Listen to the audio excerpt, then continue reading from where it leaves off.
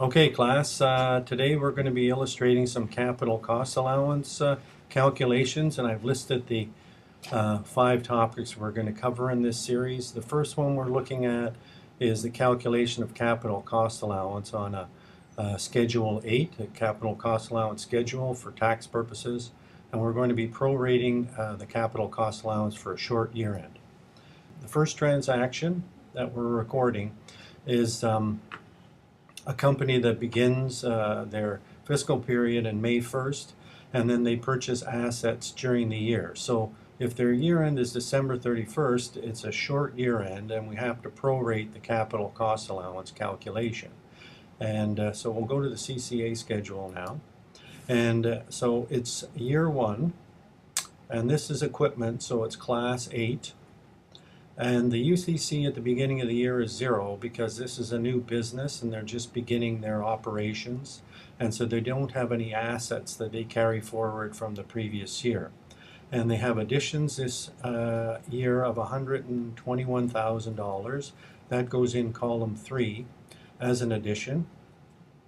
And then that carries over to column 6. And then we use the half-year rule in column 7 to adjust for half of the purchases.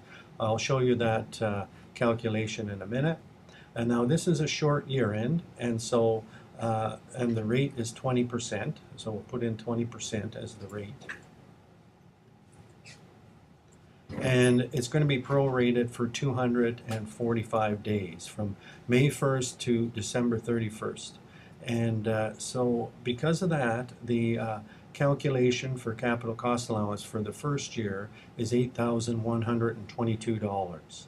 Now I want to show that calculation, so we'll just go to these adjustments to the CCA schedule. First of all, in column 7 is the half-year rule, and it takes the $121,000 addition minus disposals, and there aren't any disposals this year, divided by 2, so that goes in column 7 as a reduction of the capital cost allowance amount to claim CCA on. And then in column 9, this is where we're prorating the capital cost allowance for the short year end. We take the $60,500, multiply it by the rate, 20%, and then we divide it by 365 days times 245 days. So it's prorated for the first year, which is how we come up with the $8,122.